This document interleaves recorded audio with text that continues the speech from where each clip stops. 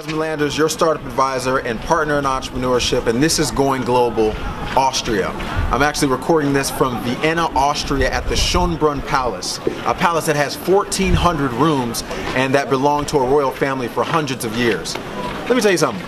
Before I go into this speech about Austria, it is cold. So if you come during the winter, you need to bring 3 or 4 layers. I understated how cold it was. It's like middle of Chicago out here, and I'm in here doing this video for you in a little old sweater. Anyway, I digress. Now, Vienna is where we are right now. It's a city of about 2 million people. It reminds me of something like a Columbus, Ohio, or San Diego, or something like that. It's just smack dab in the middle of Europe.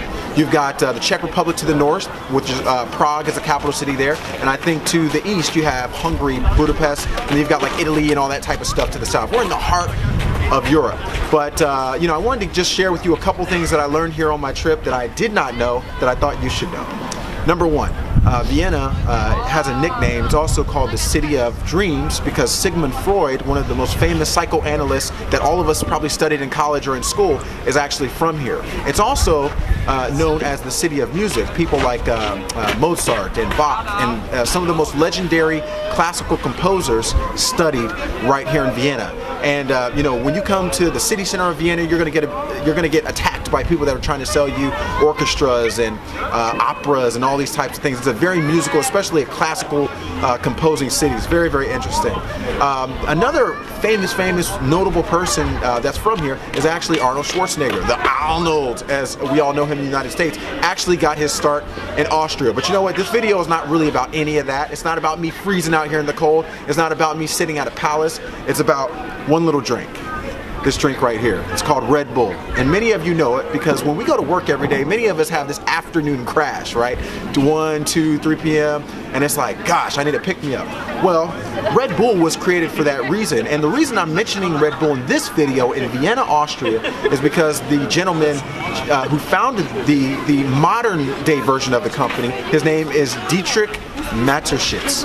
And he was an Austrian businessman who was traveling to Thailand for business. He worked for a company named Blendax, which was a company that did detergents and it was later sold to Procter & Gamble. He was traveling to business for work, and then he met a gentleman who was a Thai businessman who owned a pharmaceutical company, and the businessman actually made the first version of Red Bull because he was traveling so much on airplanes to reduce his jet lag. Now, the interesting thing is we were in Bangkok, Thailand earlier this year, and I actually got to taste the real version of Red Bull. It's not called Red Bull in Thailand. It's called Kraton Dung. And it actually comes in like a little bottle like this. It's a clear, transparent bottle. And guess what? It's not carbonated at all. And I'm going to tell you this. The gentleman who added the carbonation was also the guy I'm telling you about, Dietrich Mateschitz.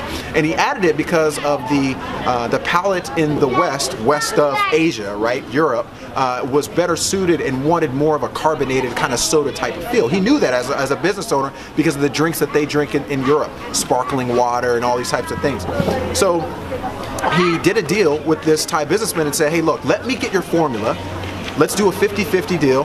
Cut someone else on the deal and let me market it in Europe because I think this will work. Well, in between 1984 and 1987, Red Bull actually launched in its modified version with carbonated water and a couple other added ingredients for the European palate.